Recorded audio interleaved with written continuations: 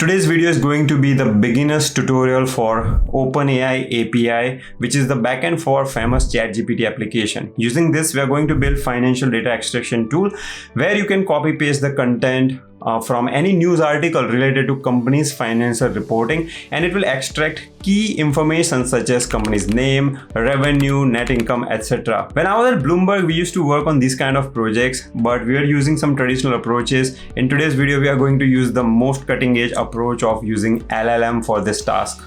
The first step is creating account on openai.com. You can click on login and create your account. Once the account is created, you will go there and you need to click on API option. Go at the top, view API keys. Now I have multiple keys, but you will see one key which starts with SK-. You need to save this. We are going to make use of it going forward. They give $5 free credit. So that should be more than enough for this project. We will start our coding. I have created finance data extraction folder in my C code directory, which is an empty folder. And I will launch my PyCharm where I am going to open that project. So I will just say C code and then the name of that particular folder. Okay, so you'll just say open. So C code finance data extraction tool, and here it will create the empty main.py file. So I can just remove all of this and we'll start writing our code. So I'll first go to my Zen mode so that I can have a focus here. Okay, so all it has is some empty function. Now we need to import OpenAI module. If you have not installed this, you can run pip install OpenAI. And then first thing that you need to do is set an API key. So here I will set my API key. So it will be SK something. And what I do is I don't keep my API key here. So I can maybe create a new file here and I will just call it secret key. So secret key.fab, this one, and OpenAI key. So this is a Python file where I'm creating some variable. It will be called sk-something. Okay, and I'm not going to write my actual key, so I will just close it. I will pause the video and save that key. So I saved that key in that file, and here I will say from secret key import OpenAI key, and that key I will set here. So I hope things are clear. It's not a rocket science. Now we will call OpenAI's ChatCompletion API. And the way you do that is you will say OpenAI.ChatCompletion. And here we are going to give some prompt. Okay, I think you will say create. You will say, give some example prompt just to test things out. So I would like to create some interesting prompts such as, for example, write a poem on samosa. Only 4 lines, please. This is very interesting. I like samosa and it can write poem on samosa. So let's do that. So here I will create a function called poem on samosa, and the prompt will be this. Okay, so prompt will be this. And in that API, you need to specify a model, by the way. And if you go to OpenAI documentation, you will find a couple of models. So here, if you go to OpenAI documentation, click on documentation, GPT. In the ChatCompletion API, they are suggesting to use either GPT 3.5 Turbo or GPT-4. GPT-4 is little costly, but it gives you accurate result for complex tasks. If your task is not very complex, you can use GPT 3.5 Turbo because it is faster and it just saves you some time. It is less costly as well. So I will use this guy here. Okay, and then what was the other argument, by the way? So the other argument was this. So let me copy paste and explain. So here you are giving a chat transcript or a conversation, sample conversation here. Okay, in our case, all we need is write a poem on samosa. Correct. So I will just copy paste this thing here in the content, and other things are not needed, by the way. So there are different kind of roles, system, user, assistant, etc. But let's not worry about all those for now, and just focus on just a simple task. So write a poem on samosa, and whatever you get is my response. Now if you look at the response structure, it has this element called choices, which is a list. So you need to get the 0th element. In that there will be another element called message, then there will be element called content. So we need to grab all of that. So I will do that here. Okay, and we can just simply print that and see what happens. And from the main function, I will call poem on samosa. Let's right click and run the code. Awesome. I'm getting water in my mouth. Poem is ready. So my basic setup is correct. Now I will remove all this code because this is not necessary. Let's move on to our main business, which is we want to write a function for financial data extraction. And we need to first think what kind of prompt you are going to give to ChatGPT to extract that data. Well, you can say things like this: retrieve a company name, blah, blah, blah, from this article, return the response as a valid JSON string. Okay. And then you can copy paste this article. Let me start with simple. So I will say return, retrieve company name, etc. from this news article, and we will say news article is this. What is my news article? Well, you go to Apple's earning article, copy paste that thing here, and let's see. Okay, well, I think it is doing something else. It is using my previous thing. Okay, retrieve company name, revenue, net income from this article, and here it is writing the code. Okay, I mean, I will open a new chat and I will say retrieve company name, revenue, EPS from this article, from this news article. I mean, you can say don't write code because I had some old context, so it was kind of misbehaving at that point. Let's see. See, it works. It told me whatever EPS, etc. I can also tell it in which format I want, because I'm writing a code in code rather than parsing this. If it gives me dictionary or a JSON string, it will be easier for me to parse that. So for that reason, I gave it this kind of prompt saying retrieve company name, etc. from this article, return the response as a valid JSON string. The format of the string should be this. Okay, so let's modify this and say this, and you'll notice that now I'll get a nicely formatted JSON string which I can parse in my Python code. So this prompt is ready. So I will save that prompt here as get prompt financial. I'll write a simple function. You don't need to write a function as such, but I believe it makes things little more cleaner. So I wrote a function, retrieve this from this article. If you can't find information from this article, don't make things up. This is very important. You need to instruct LLM what kind of behavior you expect from that. Otherwise it will make things up. You need to also say, okay, retrieve stock symbol for that company. For this you can use some outside information. I'm saying that to retrieve revenue, net income, etc., you use the information from this article only. But for stock symbol, it can use its knowledge. So you just read this prompt. I did a couple of tries and then I got this prompt. You can pause the video and read it. And by the way, I'm hoping you guys are practicing along with me. You're not just watching video. This is not a Netflix movie. It's like learning swimming. If you can't jump into the pool, you can't learn it. So you have to practice along with me. Okay, now I will write a function called extract financial data, which takes the news article as a text.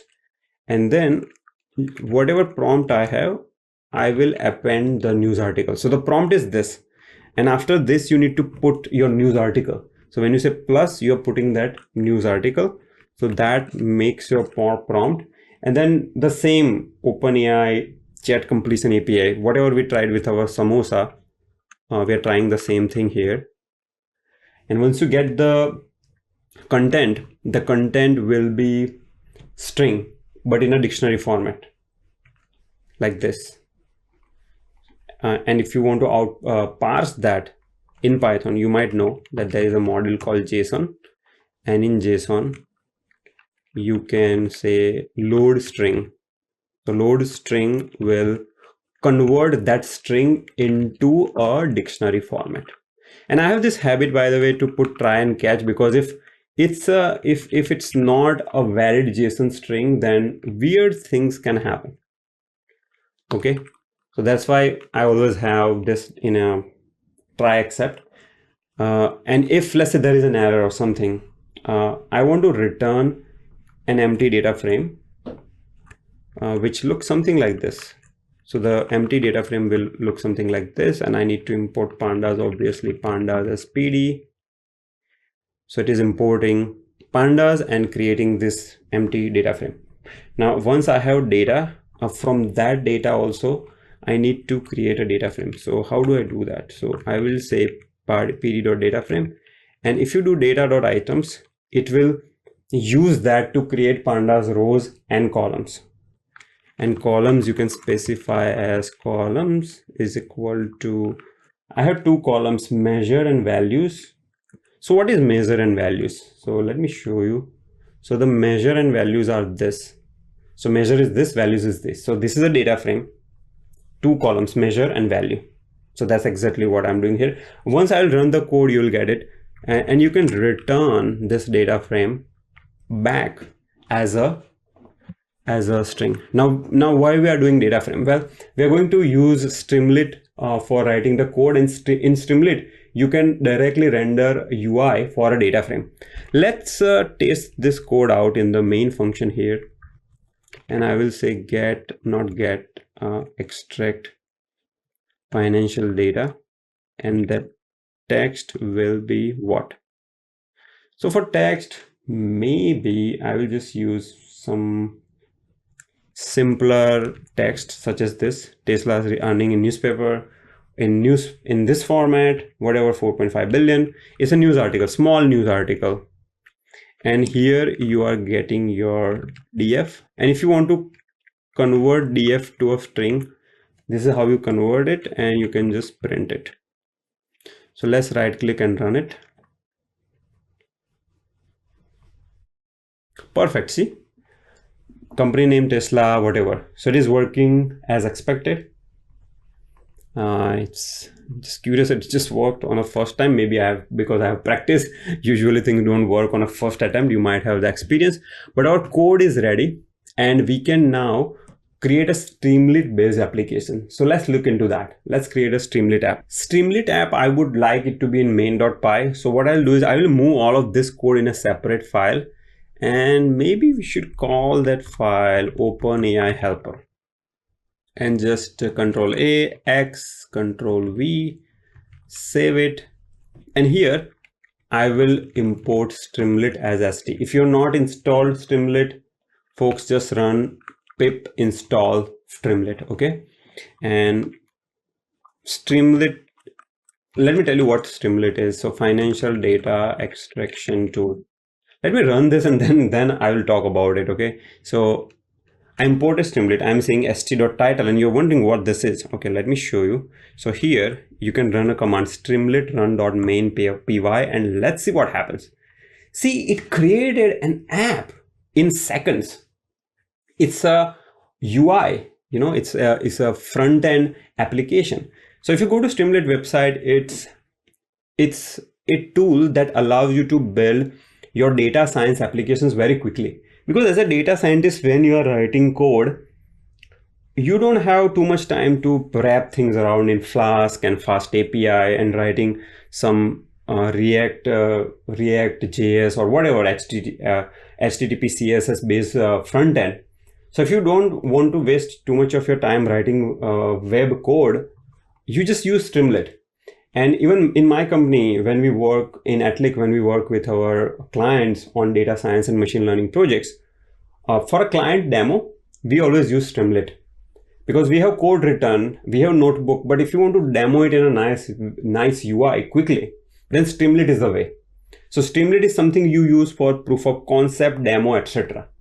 And the benefit, you're just seeing it, you can write code so fast and create this application in a matter of seconds.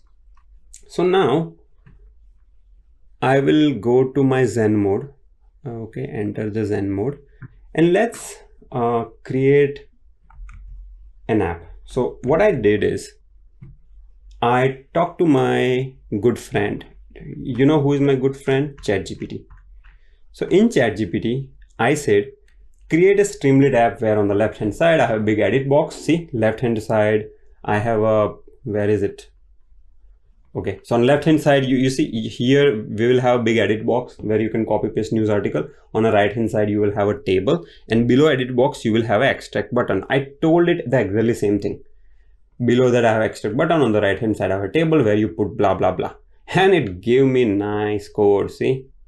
And if I just copy this code here and copy paste this code here, save it, go back to my UI, rerun it. See, if I click on extract, whatever, it will fetch the information, but it is putting that table on the bottom. I need to say that, okay, please put the table on the right hand side. So I can go here and I can say, okay, this, and I think, okay, can you put the table on the right hand side?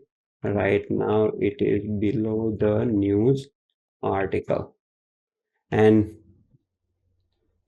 okay, it will require some kind of trial and error, and eventually it will get it. So I'm going to just show you what I got in the end. So let me just remove this thing and I will start from the beginning. So I will do this here, st.columns. Now st.columns is used for creating layouts in Streamlit application. And what I mean by layouts is this. So let's say you want to divide your screen where 3 out of 5 portion is on the left hand side for news article, 2 out of 5 portion is on the right hand side for your table. So that's what this means. Okay, so call 1 and call 2, these are like 2 screen areas you have created. And if I have to explain you using, let's say some kind of paint tool, let's say you have this screen where this particular area, let's say you consider it as 5 units. So 3 units, see these 3 units you want to keep for your news article, okay?